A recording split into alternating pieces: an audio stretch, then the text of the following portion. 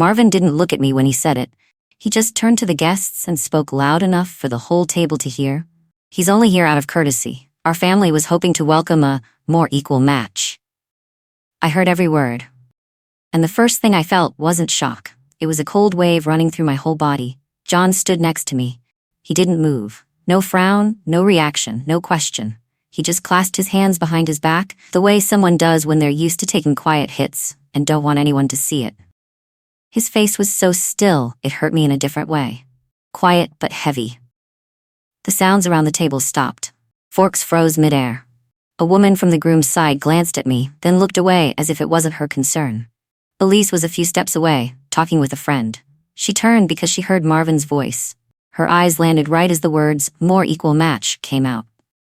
I saw her chest lift a little, like she was about to say something, but she held it back. I understood. Elise is the kind of person who only speaks when it matters. She got that from John. And I just stood there, looking at Marvin. I didn't ask him what he meant. I didn't push back. I didn't lower myself to the level of explaining. I just watched. And that alone was enough to make him turn away. If you ask what that moment felt like, the answer is this. It didn't hurt in a soft way. It hurt in a sharp, waking way. To understand that moment, I need to go back to that morning. I'm Kara, a project manager used to handling crises with a calm voice and clear steps. I don't like drama, but I know how to read a room. That morning, the air around the groom's family had a faint smell of disguised condescension.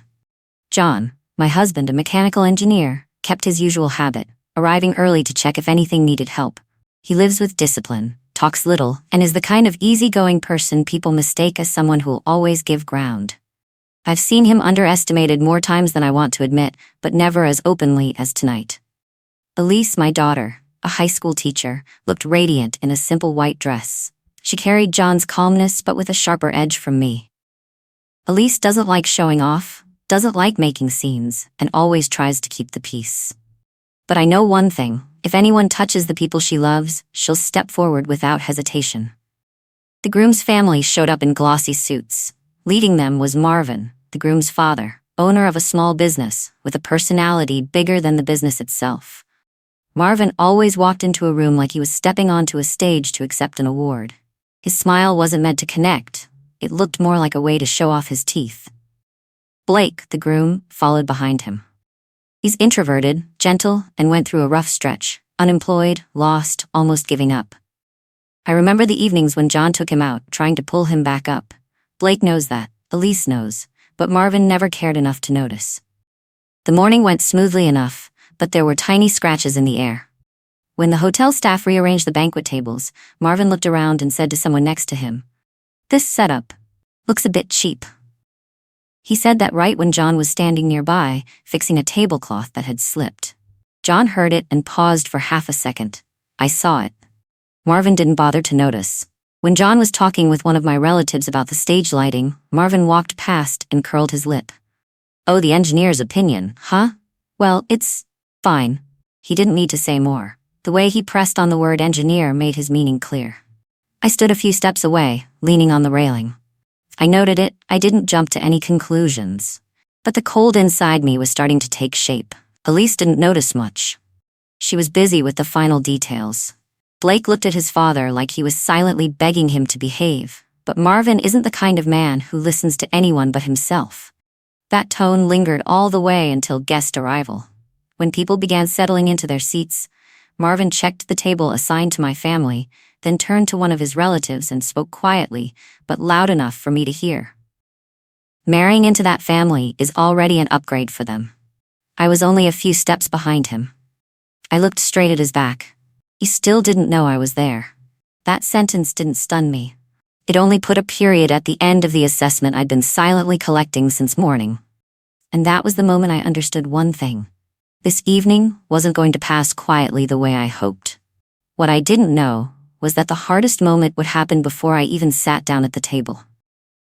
And it all began with the line Marvin dropped in the middle of the reception, as if he were announcing that my family was something he had the right to step over.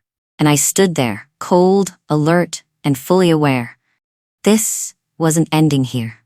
After the "an upgrade for them" comment, I didn't respond. I just turned away and walked back into the ballroom, keeping my breathing steady, but that cold feeling stayed right under my skin, like I'd just walked into a room where every gaze measured me by standards they invented themselves. Not long after, the series of things I call small cuts began. John was standing with the event coordinator, giving input on the timing of a stage transition. His point was simple: adjust the music pause so guests wouldn't get confused. I stood close enough to hear.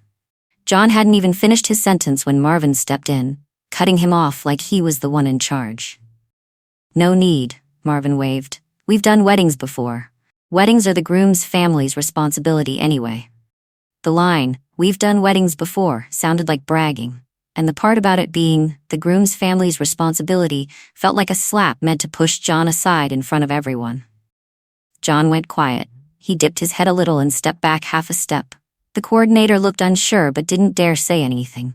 I glanced at Marvin for 1 second. He didn't notice, or pretended not to. I filed that behavior away where it belonged, condescension wrapped in cheap confidence. And it didn't stop there. When Elise was checking the guests' seating, a woman from the groom's side walked up with a friendly smile paired with eyebrows raised just enough to signal judgment. "Aren't you worried you'll be dragged down?" she asked. "I mean, your family is a bit simple." I heard it from behind. Elise turned, smiling politely, the kind of smile she uses when dealing with difficult students, calm but with a clear boundary. "No," Elise said softly. "I've never seen my family as a problem." She nodded, showing no sign she realized she'd crossed a line. Elise turned back to her work, but her steps slowed a beat. I saw her shoulders tighten. John stood a few steps away. He looked at Elise, then down at the floor. I knew that feeling in him, wanting to protect his daughter but trying not to create trouble on her big day. He only gave a small nod, and I realized that nod was an agreement. It was a kind of shield, a way of pulling himself in. I didn't get angry. I just put each piece of behavior into its proper place. In my head, there was only one sentence: I see they don't want to understand. They want to look down. Some people don't need to hear what you say. They just need someone they think sits lower so they can stand a little taller. The groom's family was doing exactly that. By noon, when the ceremony was about to start, I walked past a hallway corner. Elise and Blake were talking quietly, just quiet enough that most people wouldn't notice, but I happened to be standing where I could hear part of it.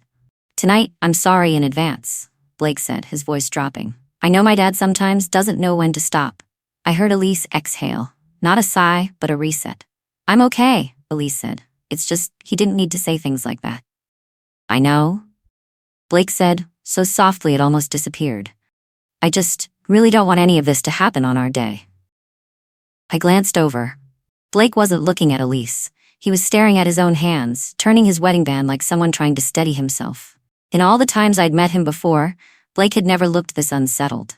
He's gentle, kind, sometimes a bit passive, but here he was tight as a pulled string, clearly afraid of confronting Marvin. Elise is good at staying calm, but I saw something Blake probably didn't. Her eyes had changed. Not anger. Something more like a boundary. Elise is the kind of person who never lets anyone disrespect her father. She can swallow things directed at her, but if someone touches John, that's different. I didn't step in. I just paused for a few seconds, then kept walking. About half an hour later, I saw John standing on the second-floor balcony. He was leaning on the railing, looking out at the lawn. His shoulders had dropped a little. From a distance, he looked like someone trying not to sink. I walked over, but didn't say anything. John breathed slow and deep, like he was trying to sort his feelings into place.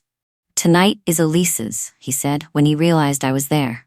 "I don't want to make things harder." I nodded. No comforting, no advice. John didn't need that from me. He just needed me standing there so he knew someone understood him. He looked out for a few more seconds, then straightened up, adjusted his tie, and walked back inside, like he'd just pulled himself up from a lower step. I watched him, and I understood. He was holding it in so he wouldn't ruin the day Elise had looked forward to for so long. But that patience was exactly what made the groom's family push further. And the thing that pushed me to my limit happened while I was getting a glass of water behind the ballroom. Marvin was talking to two of his relatives. I wasn't trying to listen, but they were close, and his voice was loud enough for anyone to hear. "I'm telling you," Marvin scoffed, "if Blake weren't so sentimental, we would have opposed this marriage. Marrying into that family, not a great choice." The relative gave a small laugh, the kind that signals agreement. Marvin went on. But whatever, it's too late now. Just hope she doesn't drag Blake down. I stood right behind the glassware shelf. I didn't step out. I didn't announce I was there. I didn't make a sound. I just placed one more detail into the final compartment. And when that compartment fills, you know what comes next. But that's for the later part of the story. Right now, I just turned, picked up my glass of water, and walked away with one clear thought. People who think they're above others always forget one thing. The silence they don't notice is the moment they start losing their grip. When I returned to the table, everything was in place. The warm lights shining over the formal clothes made the room look like a perfect celebration. Only I knew that perfection was cracking from the inside. Marvin walked onto the stage with his usual confidence. He held the mic, adjusted his tie, and gave the smile I'd already seen too many times that day. The smile of a man who believes he's the highest person in the room. "Thank you all for joining our family tonight," he began, voice formal. Guests fell silent out of courtesy. I stood still, fully aware of what that tone was about to carry, and it arrived faster than I expected. We're proud that Blake was raised in an environment with plenty of investment, something not every family can provide.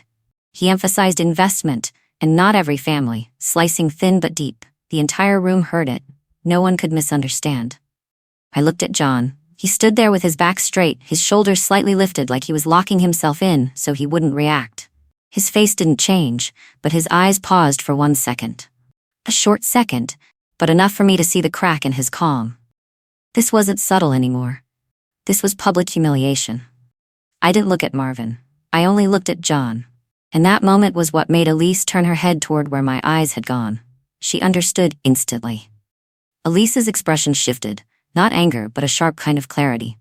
She set her glass down, not hard, not loud. Then she stood up, smoothed the part of her dress that had shifted, and began walking toward the stage. Not rushed, not shaky, not checking to see who was watching. I didn't call her back, I didn't need to. I know Elise only does one thing when she's fully decided. She restores the boundary. Marvin was still talking, still giving his speech in the voice of someone who believed every word he said carried weight. "And we believe Blake has chosen a wife who fits the direction." Elise stepped onto the platform and stood beside him before he could finish. The room shifted. A few people turned, whispering. But Elise didn't look at anyone except Marvin. "I want to say something," she said, her voice steady, neither loud nor soft. Marvin flinched a little. He tried to smile. "Elise, maybe we should let Dad finish." She lifted her hands slightly, not touching him, but enough to signal him to stop. The silence stretched tight. Then Elise said one single sentence. "If anyone here was invested in, it's Blake, because my dad was the one standing with him when his own family turned their back." That sentence fell like a bright blade. Not loud, but sharp enough that the whole room stopped breathing. I saw Marvin's head twitch, as if he couldn't quite process what had just happened. The mic in his hand slipped a little. Elise kept going, this time speaking to the guests, not to complain, but to lay out the truth exactly as it was. When Blake was unemployed for almost a year, when he was lost, when he felt like he didn't belong anywhere, my dad was the one who drove him to every job application. My dad was the one who recommended him to the company he's standing in today. No extra emotion. No accusation, just facts. Guests began whispering. People from the groom's side turned to each other. People from our side looked at John differently, with respect, not sympathy. Marvin stood frozen, his jaw dropped slightly, but no sound came out. Elise stayed steady. "None of us are here because we're perfect, but no one has the right to use someone else's effort as a measuring stick to put them down." I saw my daughter's hand, and it wasn't shaking. That was what hit me hardest. Elise wasn't angry, wasn't emotional, wasn't losing control. She was simply returning the truth to the person who needed to hear it. In that moment, Marvin looked around as if searching for something to anchor himself to. But every eye was on Elise, and with that kind of silence, Marvin had no way to push back. I stayed still. I didn't step in. My silence was exactly what made Marvin more unsettled. He was used to women explaining themselves or reacting emotionally. He wasn't used to cold, complete clarity. For a few seconds, the crowded room felt heavy, like the air before a rainstorm. No one clapped, no one defended Marvin, no one rushed to soothe Elise. And then Blake's voice came through. "She's right." The whole room turned. Blake stepped onto the stage, pale but with eyes clearer than I'd ever seen. He stood beside Elise, not holding her hand, not pulling her back, just standing there, like someone who finally chose to face the truth. "Dad never knew about this," Blake said, his voice steady but tight. "Not because I hid it, but because you never asked." A sound dropped, not something hitting the floor, but power. Marvin's power. He lifted the mic, lowered it, lifted it again. No words formed. Everything he'd said all evening was undone by one simple truth from his own son. He didn't know because he didn't care. I watched it, not triumphant. Just clear. The truth, when placed in the right spot, doesn't need volume. Marvin stepped back half a step. The smile he'd worn all night vanished, leaving a strange emptiness on a face used to being in control. Elise handed the mic back to the coordinator, gave a small nod of thanks, and walked off the stage. No one stopped her. No one said a word. No one dared break that silence. I watched her, and for the first time that evening, I saw fear in Marvin, not fear of being insulted, fear of no longer controlling the narrative. And I knew what had just happened was the break, not for the party, but for the groom's family's entire sense of standing. What comes after, I'll tell later. The room after Elise's words was so silent I could hear the air conditioner in the corner. A heavy quiet dropped between the tables like a slab of stone. People looked at each other, then at Marvin, then at Elise as she stepped off the stage without a hint of shaking. Marvin tried to force out a polite smile, the kind you make when you're trying to save face but no longer believe in anything you said 5 minutes ago. But the smile fell flat. No one responded. No one nodded. No one tried to smooth things over for him. John stood beside me, his eyes on Elise as if just looking at her for a few seconds was enough to understand that things had gone far past his limit. He took a slow breath, then turned to me. "Let's go," he said, voice low and steady. Not a surrender. Not avoidance. It was the line of a man who had chosen to step out of a game someone else had tried to trap him in. I nodded. John didn't need to explain. Elise walked toward us, her eyes still carrying that sharp clarity I'd never seen so clearly in her before. We didn't make a scene. None of us raised our voices. There was no announcement. Just the quiet movement of 3 people leaving the table, calm enough not to disrupt the room, clear enough that everyone noticed. I walked steadily, back straight, eyes on the exit. Elise followed right behind me, not waiting for anyone, not looking around. John walked 1 step beside me, his posture as steady as before, but in his shoulders, for the first time that night, I saw relief. Our leaving was the final answer. An answer without words. And that silence was what made the packed room pause for a few seconds. Behind us, I heard chairs scraping, dresses brushing the floor, whispers from people unsure whether to continue the program or hold back. But I didn't turn around. A woman from the groom's side hurried toward Elise, raising a hand as if to stop her. "Elise, wait." Elise didn't stop. She didn't walk faster. She just kept moving as if that voice wasn't meant for her at all. The way she passed that call wasn't rude. It was a clear boundary. "I'm not stopping to explain the disrespect you showed my family." I saw Blake near the stage, watching Elise with a mix of regret and understanding. He didn't follow her, didn't call out, didn't reach for her, and I was glad he knew enough to understand this wasn't the moment. This wasn't Elise's mistake for him to fix by grabbing her hand in front of a crowd. Blake just bowed his head, like a man seeing the bare truth about his own family for the first time, knowing he'd have to face it alone. When we neared the exit, Marvin hurried down from the stage, as if he'd finally realized he needed to save face with some kind of last-minute line before we were gone. But he was 1 step too late. John walked past him without stopping. Elise walked past him without a glance. Then it was just me, the last one, facing Marvin for a few seconds. He pulled the corner of his mouth up, trying to say something to soften the moment. His voice trembled a little, not from emotion, but because he had no idea what words could salvage the authority he just dropped. "Kara," he started. I looked straight at him. Not angry, not mocking. Just clear enough to make the person in front of me step back half a beat. I said 1 line, short, plain. "No need to raise my voice. You don't have to respect us, just don't forget who taught you the lesson tonight." Not an insult, not revenge wrapped in harsh words. Just the truth placed in front of him, the way he'd spent his whole life avoiding. Marvin froze. His face went a shade paler under the lights. He couldn't get out a single word. I walked past him, pushed the door open. The ballroom behind us was still as if frozen. As the door closed, I saw Marvin's silhouette still standing there, like a man exposed by silence rather than shouting. And I knew one thing clearly. We didn't need to beat anyone. We just didn't need to stay in a room where people thought they had the right to put a price on someone else. That night, the reception lost 3 guests. But what the groom's family lost was much bigger. We stepped out of the ballroom and into the front courtyard of the hotel. The air out here was a little colder, but far easier to breathe than the heaviness inside. None of us spoke, and none of us regretted a thing. John sat down on the stone bench near the entrance. Elise sat right beside him, taking his hand with both of hers. Not to comfort him. Elise never does that unless it's needed. She held his hand like she was placing a statement on the table. "I'm proud of you, Dad." John looked at her. A small nod.